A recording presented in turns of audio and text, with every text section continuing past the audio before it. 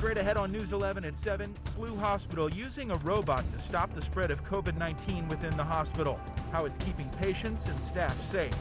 And we are all buzzing about the warm weather, even the bees. What a beekeeper has to say about their winter play days. News is moments away.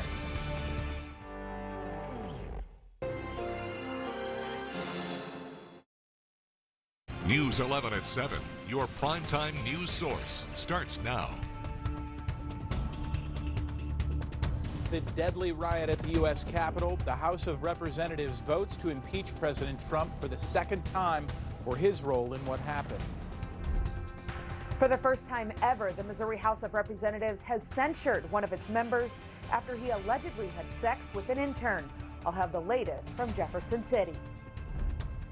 A crash leads to an inferno and shuts down this highway in St. Charles, but there's more to this story, and we've got the video that shows it. Two heroes help a man get out of that burning truck. Big weather changes are on the way. I'll let you know if they'll come all at once or be staggered. A good Wednesday evening to you. I'm Mike Colombo. First here on News 11 at 7, history on Capitol Hill. The House voted to impeach President Trump for a second time. They are charging him with inciting a violent insurrection at the U.S. Capitol 1 week ago today. Unlike the last impeachment effort, this time some Republicans also voted to remove President Trump from office, but the majority stood firm. There is no excuse for President Trump's actions. There's no way this helps the nation deal with the tragic and terrible events of last week that we all condemn. If we impeached every politician who gave a fiery speech to a crowd of partisans, this Capitol would be deserted. They took down the American flag and replaced it with a Trump flag. Is this the kind of country you want to live in? President Trump is the first U.S. president to ever be impeached twice. The next big question is, when will the Senate hold a trial? The Senate is not set to return until Tuesday, ahead of Wednesday's inauguration. Majority Leader Mitch McConnell has said he does not plan to call senators back early. We will take you live to Washington for more on this story in just a few moments. We have more this evening on Representative Wiley Price. Let's listen in. Representative Wiley Price IV is the first House member to ever be censured by the Missouri House of Representatives. The nearly 2-hour debate Wednesday left some members emotional as Price spoke out for the first time since the report came out last month. But I apologize to my friends and my colleagues for even putting us in this position. St. Louis Representative Wiley Price was reelected in November, but now he faces allegations of having sex with an intern. I've thought a lot about what I could have done differently to never have been in this position.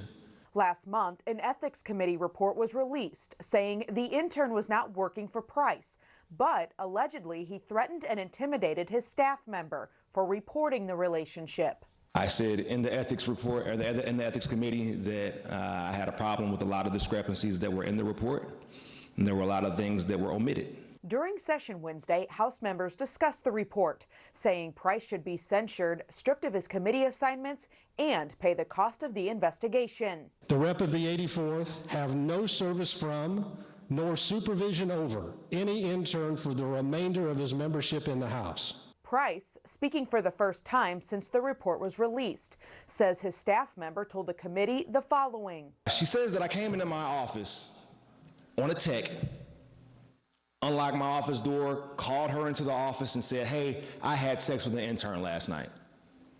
I don't really know where the conversation goes at that point, but this is what she reports. She reports that I said I had sex with the intern last night. Price never admitted Wednesday he had sex with the intern. Previously, he and the intern said it didn't happen. Price also denied having her number. There was a point I put that in jeopardy by saying I didn't even have this woman's number. Poor judgment on my behalf. For that, I apologize to my colleagues, but more importantly to my constituents. After that, emotions ran high and an amendment was filed to expel Price. I didn't come by this decision lightly. I apologize. I'm an emotional person when I'm passionate about something. But the amendment didn't get the 109 votes it needed to pass. Now, the House did approve to censure Price, which means that he will be removed of all his committee assignments. He will not be allowed to have an intern for the remainder of his time in the House, and he has to pay back the cost of the investigation, which is nearly $23,000. Reporting for our Missouri Capitol Bureau, I'm Emily Manley. 3 teenagers are in custody for racially charged vandalism at 3 Kirkwood schools. The incident had the community coming together in solidarity to discuss healing and learning. Here's News 11's Dan Gray. We're outside Kirkwood High School. This is one of 3 schools that were damaged and spray painted with racist and derogatory statements a week ago tonight. This Kirkwood community, though, has come together in a very strong way since then to support each other and speak out against racism. There was a large march, dozens of people heading on West Essex Avenue this afternoon. Students, some of them carrying signs that said Black Lives Matter, heading to the Kirkwood police station. Also, dozens of people gathered at the high school in the morning to speak out against the vandalism and racism. The vandalism happened at Kirkwood High School, and similar graffiti was reported at Knifer and North Kirkwood Middle Schools. Police said surveillance video showed that around 7:30 p.m. on January 6th, 3 individuals walked up with cans of spray paint, all wearing hooded sweatshirts, and the school district said one of the suspects in the vandalism is a current student. The other 2 are Kirkwood High School graduates. This afternoon's large march gathered about 100 students to protest racism and vandalism, some of those students from other schools. I had a lovely teacher who taught me a lot about history, and I've gotten more mad since then. There's so much inequality that's happening here, especially in these white suburbs, and I understand that I'm part of those white suburbs, and from there I want to make a change.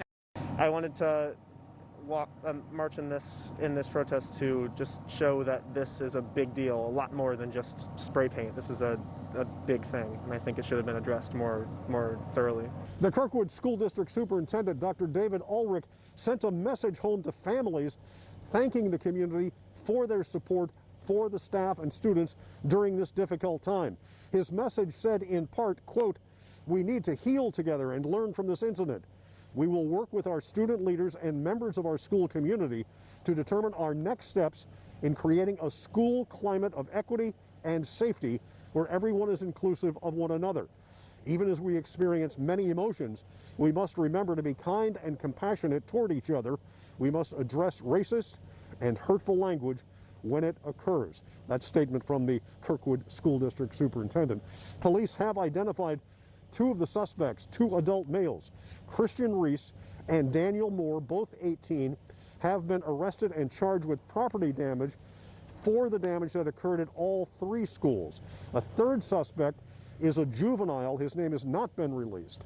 Kirkwood police say they have completed their investigation, and they've turned the case over now to the St. Louis County Prosecuting Attorney's Office. In Kirkwood, I'm Dan Gray.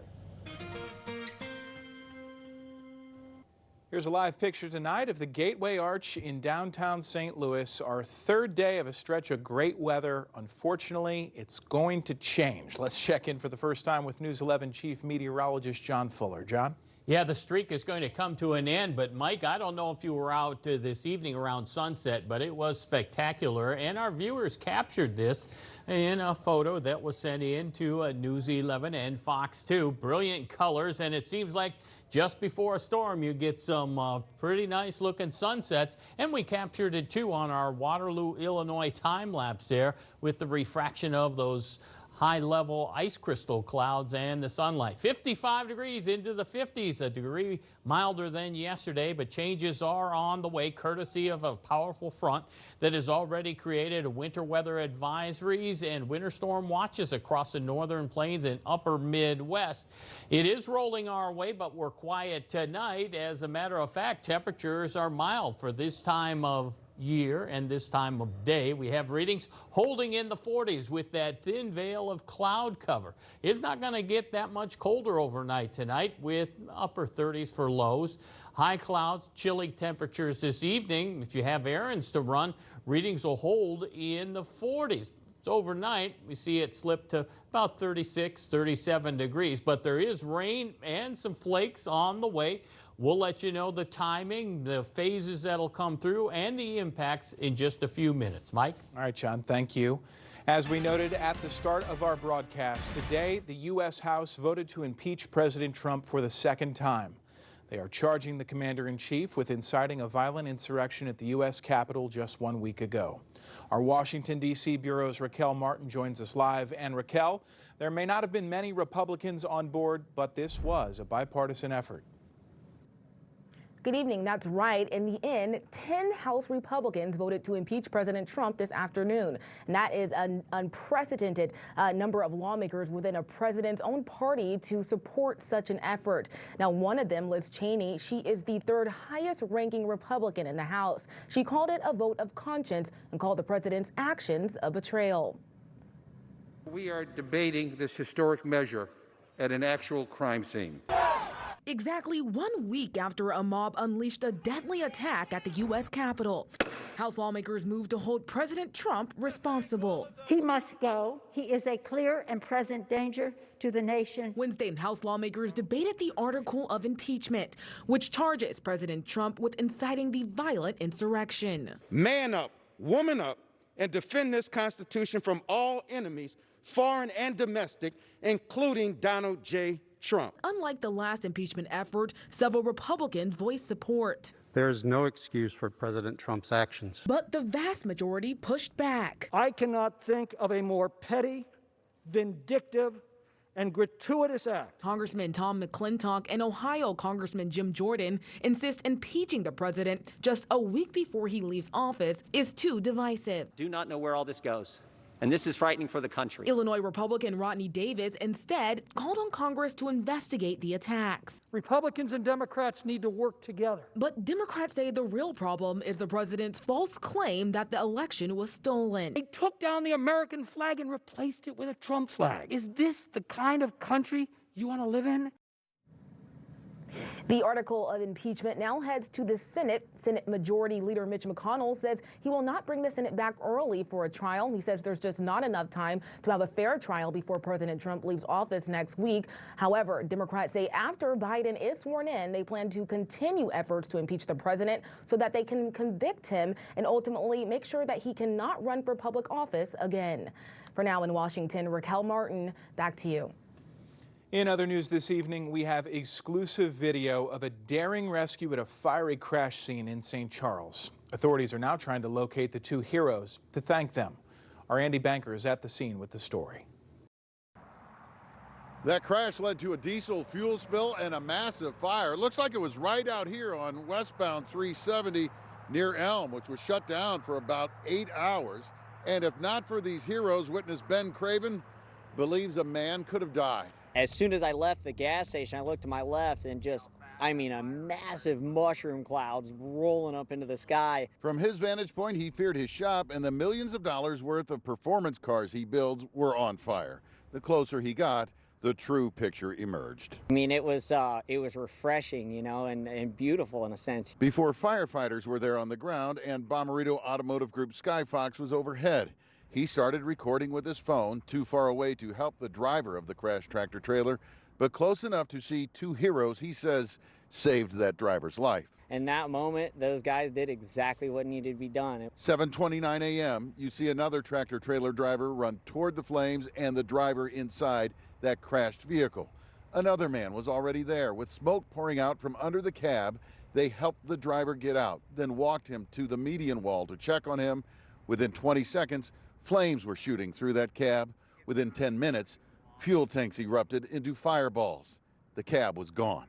In 2021 in America, to see somebody run into fire with fire, I mean, that cab was already on fire when they got there to try to help that guy. Deep down, I truly believe in America, it's a country full of selfless people who are willing to put themselves on the line for something that they may be able to achieve that's bigger than themselves. And in that moment, it was saving another man's life. Seeing something like that, you know, kind of checks your perspective pretty quick and lets you know what really matters.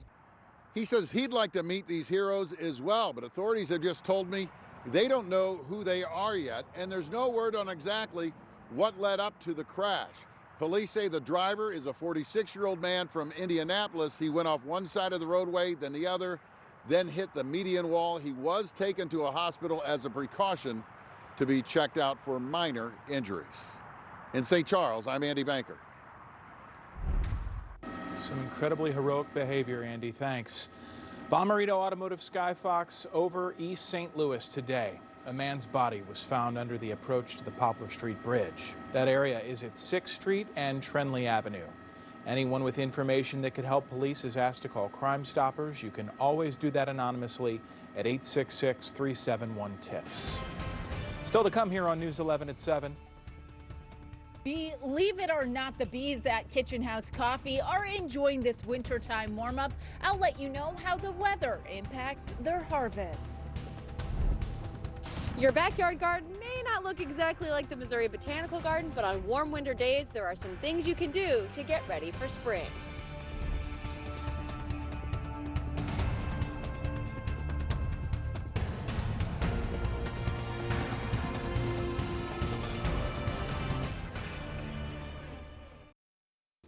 It's still January, but we have seen a great couple of days of weather.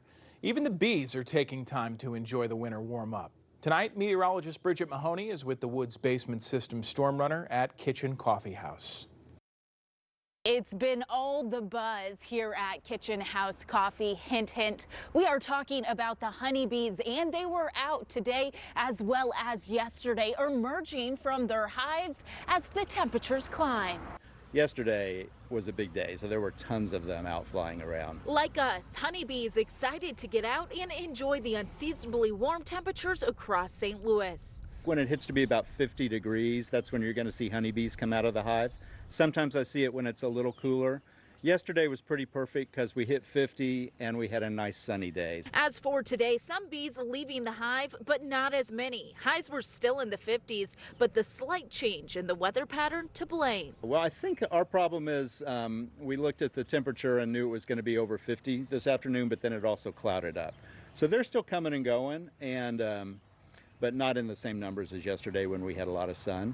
Kitchen House Coffee co-owners Paul Whitsitt and David Rogers keeping bees in their backyard, harvesting the honey for their neighborhood coffee shop and eatery. The consecutive days of warmth providing relief for both the bees and the beekeepers. Yeah, I thought maybe one of our hives was in trouble. One of the hives I've seen a lot of activity, the bees were coming out, and one of them I wasn't seeing anything.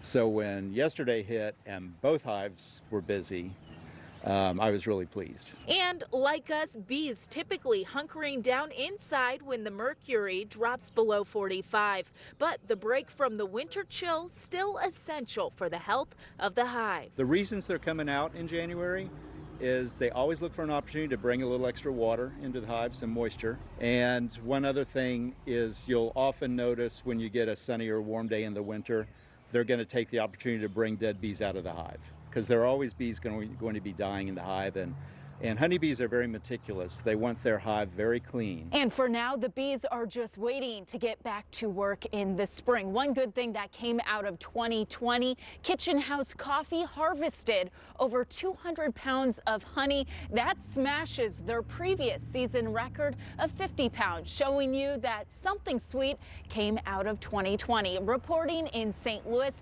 meteorologist Brigit Mahoney. Well, that sweet weather has been a great opportunity for people to get outside, and that includes our meteorologist Brigit Mahoney, as you saw there, and Angela Hutti, who stopped by a popular spot for outdoor lovers tonight, the Missouri Botanical Garden. Well, the Missouri Botanical Garden is a great place to visit no matter the time of the year. But if you are looking to up your gardening game at home, well, the experts here say mild winter days can be a great time to get to work.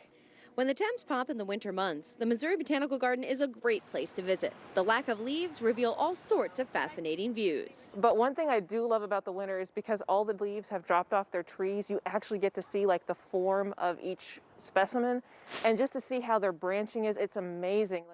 During 2020's stay-at-home orders, many returned to gardening or picked up the hobby for the first time.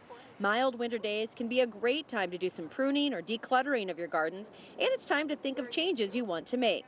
This is where you assess, what you did last year, what you did like, what you didn't like, and start thinking now. You know, go outside, look at your landscape. Are there plants that you were really happy with, or are you looking to actually add some new color or, you know, fragrance or shape to your garden? Daria recommends getting a soil test so you know what nutrients you have to work with and to go ahead and start that compost pile. You can start compost anytime. This is a great time to do it, and we're all for compost here. Actually, that's what we use to kind of cover some of the beds.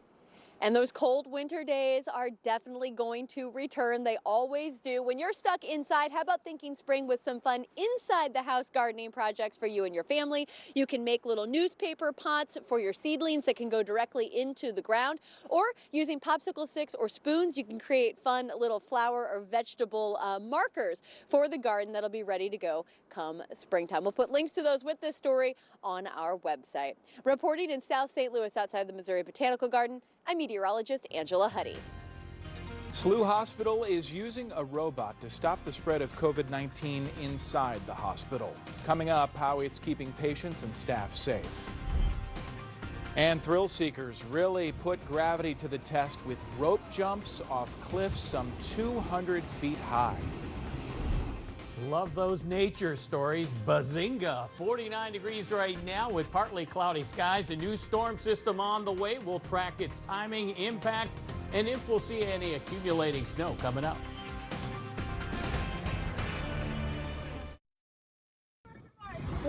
Check this out. Along the towering cliffs of eastern Australia, one group of daredevils is preparing for an epic adrenaline rush. It's called rope jumping. The activity similar to bungee jumping, except from more insane heights. These jumpers clip their harnesses into a rope swing strung between two cliffs, and in seconds they take the plunge.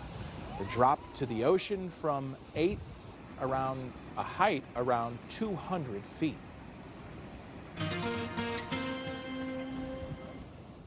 .26 is the time on this Wednesday evening as we give you this live picture from Lambert Airport. Time to check in again with Chief Meteorologist John Fuller. John? Mike, those high-level clouds pushed in earlier this afternoon, and it was just a little bank of clouds that has now slipped on to the east, so we're seeing partial clearing and a beautiful sunset during those high-level clouds where they have ice crystals in them, and they refract like a prism would the sunlight. And here's one from Marty Johnson. Thanks for sending that in. A little bit closer look. Said you see the reds and oranges, but this is the last nice day. This system will come at us, the next one, in two phases. One will be some light rain during the late morning into the afternoon on Thursday. Thursday night, possibly some flurries, not a big issue. But then on Friday, the deeper cold air arrives with a high of 38 and scattered light snow showers. Then the coldest air will arrive on Friday night with the light snow continuing for the early part of the evening, then exiting or attenuating to just flurries on Saturday morning. Meanwhile, accumulations, metro, a dusting in rural locations. There will be a few spots that see an inch. The impact is going to be minor, but maybe a slick spot on Friday night. There you see the latest rift of clouds rolling off to the east. Not a big deal. Just a little wave in the atmosphere, lacking deep moisture and more energy. Partly cloudy tonight, so we're quiet tonight and mild for this time of year. Low of 37 degrees. The reason it's so mild, we had high pressure in the Gulf Coast states sending mild air all the way from the southern plains into our area. But the next system on the way, it's going to tap into some cold air and has enough Pacific moisture to create winter weather advisories across sections of Minnesota and Iowa. Here's a wide view of the snowfall potential. Notice it's less than an inch for Metro St. Louis, but there will be a few spots around an inch. What the modeling doesn't take into account that we've had two very mild days, so the ground contains some warmth or some heat momentum that'll take a little while and melt most of the snow as it hits the ground. So that's a consideration that the models don't have. 49 degrees here, 38 in Omaha. It is cold over the eastern Great Lakes. Here's that wedge of warmth. So tomorrow we're going to see a high near 50 degrees once again. Readings right now, upper 40s to mid 40s off to the north and east. The official observation has us at 49 degrees, a wind chill of 44. So a lighter jacket if you're running errands this evening, and a south wind at 11 miles per hour. The pressure's already falling. Touch 55 degrees. That's 1 degree better than yesterday. 36. The morning low gave us a head start. So patchy light rain arrives late morning into the early afternoon. Focused mainly to the north, but it fills in, so we'll see some light rain. Then during the evening hours, not much moisture left over for some flurries, so scattered flurries. But watch this, we get that deeper cold air on Friday, right around just after the morning rush into the afternoon. That's when we'll see probably some grassy area accumulations. High temperature tomorrow, though, with the patchy rain arriving, 49 degrees. Tonight's quiet, partly cloudy, low down to 37 degrees. Tomorrow, mostly cloudy, spot rain late morning into the afternoon. Important, the temperatures will be falling. So a light jacket in the morning, but you'll need a heavier jacket as the day goes on with falling temperatures, a low of 33 degrees, some flurries Thursday night. Intermittent light snow on Friday, especially mid-morning into the afternoon. Some flurries left over on Saturday, and a just plain cold weekend. Highs in the 30s, nighttime lows in the upper 20s. Mike? All right, John, thank you. Disinfection has gone to a whole new level at SSM Health St. Louis University Hospital. In tonight's SSM Health Medical Minute, Dan Gray reports that after housekeepers thoroughly clean a patient's room, they're followed by a robot that zaps germs and microorganisms with ultraviolet light.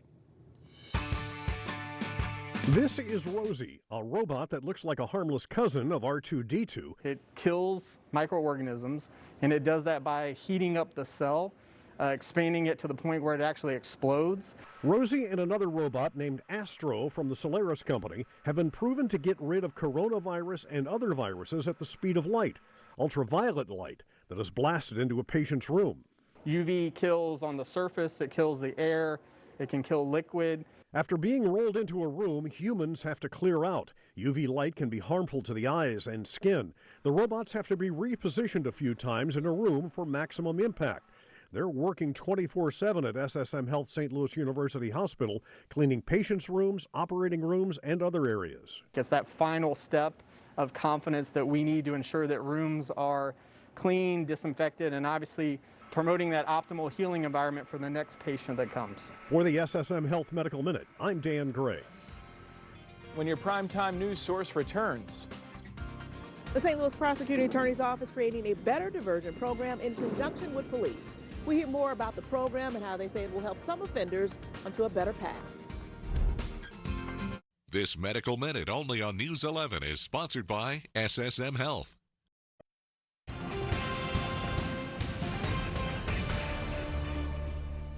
Welcome back. Last night's St. Louis County Council meeting ended abruptly, with council members getting emotional. The issue? Who is the chair? And if last week's vote on the chair was a legal vote. Councilman Tim Fitch said Lisa Clancy was illegally voted in as chair last week, with an outgoing member voting instead of the newly elected Shalonda Webb. So he and 3 members voted for a resolution to dispute the first vote. But Lisa Clancy says they followed the county charter. Who is the St. Louis County Council chair right now? Oh, right now it's vacant. I am the chairperson of the St. Louis County Council. I was selected for a second year as chair at our meeting last week. Councilman Fitch says they will vote for the new chair at next week's meeting. Councilwoman Clancy says all Fitch and other members are doing is stopping work from being done. The St. Louis County Prosecuting Attorney's Office is taking a new approach towards nonviolent offenders. Officials say many struggle with mental illness or substance abuse. Tonight, News 11's Kelley Hoskins has more on the program that is trying to divert some of those offenders. The St. Louis County Prosecuting Attorney's Office is looking for 2 social workers to work with police to divert nonviolent offenders. Attorney Julia Fogelberg, who heads up the new diversion program, says she feels this is a better approach for addicted or mentally ill offenders. Diversion generally in the St. Louis County Prosecuting Attorney's Office is something that started with Prosecutor Wesley Bell when he was elected to try to keep low-level nonviolent offenders not only out of custody but out of the criminal justice system unnecessarily. We really want our prosecutors to be able to spend the majority of their time focusing on violent, serious crimes, but working with those officers so that when they identify somebody who is suffering from opiate use disorder or substance use disorder, instead of arresting them for a drug possession charge, they'll contact our office and we will have peer specialists on call 24 hours a day, and they can respond to the scene to help those officers to determine if a medical avenue is really a better way to go for that individual. Fogelberg says the overall objective is to help reduce the prison population, leaving more resources to deal with violent crimes. The people who haven't put public safety at risk, to give them an option other than incarceration and being tied up in court while still holding them accountable. The St. Louis County program is funded through a Department of Justice grant. Reporting in Clayton, Kelley, Hoskins, News 11. Getting in touch with your dog. Up next, the device that uses artificial intelligence to translate a dog's bark into emotions, allowing owners to better communicate with their pets. A mild day today, yesterday, how about tomorrow? We'll let you know if we'll hang into the 50s or if those temperatures will tumble as a new storm system races our way. Sports Desk is brought to you by JimButlerChevrolet.com. We do deals the other guys just won't. If you're having trouble figuring out your pet's feelings, artificial intelligence might be able to help you out. A device from South Korea looks like a regular dog collar, but it can actually track your pet's emotions. Marianne Rafferty takes a look. Have you ever wondered what your dog's bark means?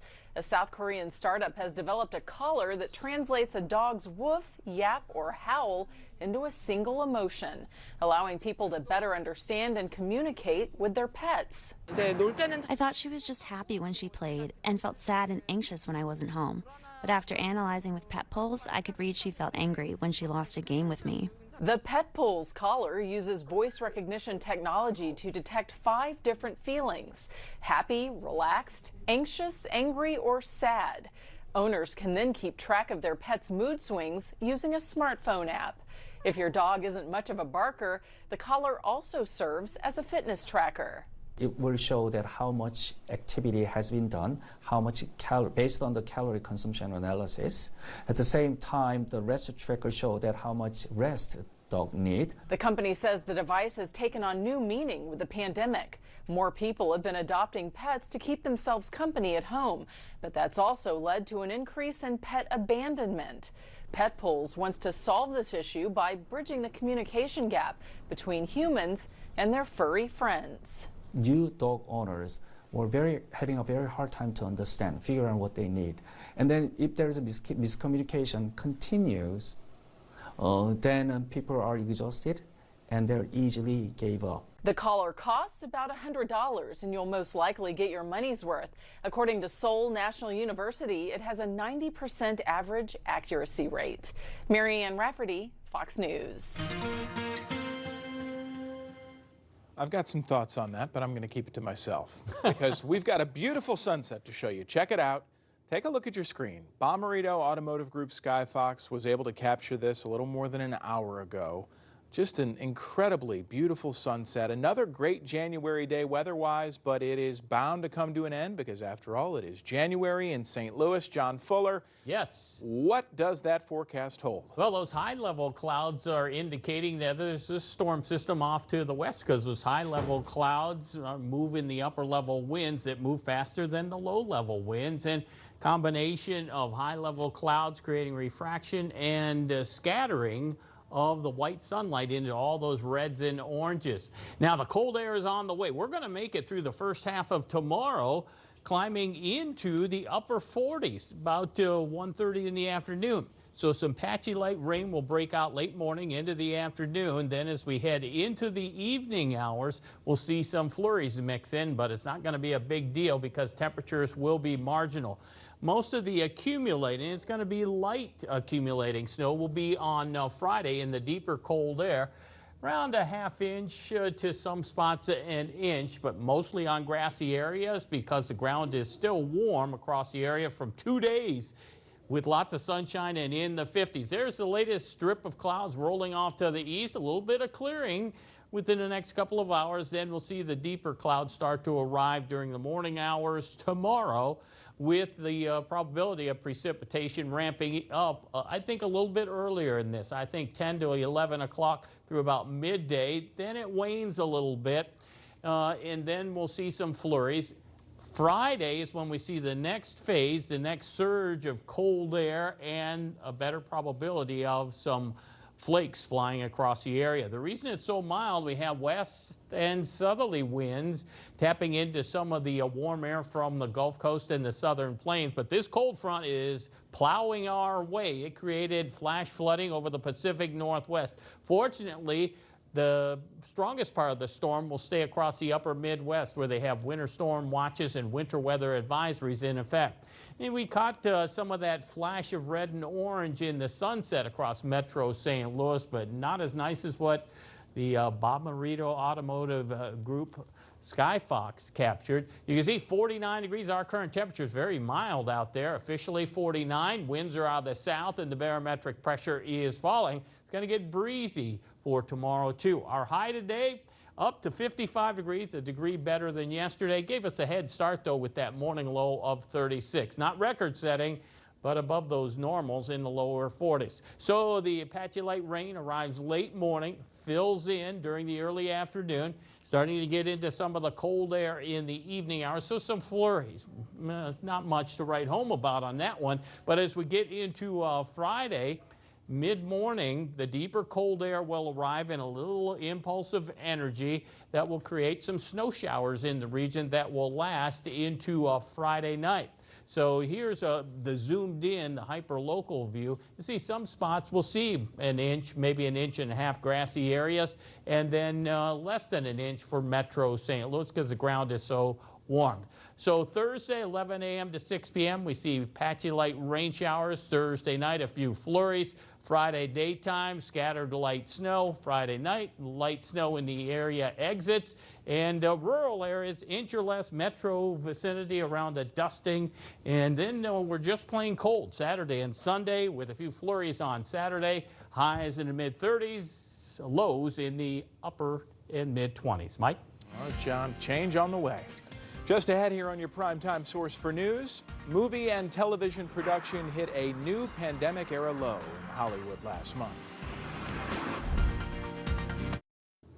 Hollywood hits a speed bump. Movie and television production hitting a new pandemic-era low last month. A nonprofit group that tracks production says filming plunged 25% last month from November. Studios like Netflix, CBS, Warner Brothers, Sony, Disney, and Universal temporarily halted production until mid-January. If you can stay awake tonight, you can watch Blues hockey. The Blues season opener will start just after 9:30 tonight Central Time against Colorado. But the guys have butterflies now that the games count. Rich has sports next. And that only leaves David. Blues hockey tonight, 9:30 at Colorado. Way too late for me to watch the whole thing, but I'll catch a period. And it should be a good one. Colorado, one of the favorites to win the Stanley Cup championship, and the Blues, one of the toughest teams to play against in the NHL. Haven't read much about the Blues on a national scale in terms of predictions of winning, but I remind you that 2 years ago, the Blues were near the bottom of the points race in the Western Conference, and they turned things around under that man and won the Stanley Cup championship in June of 2019. Anything can happen. You just got to make the playoffs and skate well when you do. It's that's the way sports is. Everybody has a side, and there's no doubt that they're a very good team over there. So it's going to be a good challenge. They're a good team for a reason. They have a lot of good players, but they work hard and put pucks in good areas and they make it tough on an opposing team. So it's going to be a good challenge for us. But we also have a very good team, and we play a very good style, a tough style to play against. So it's going to be a fun game.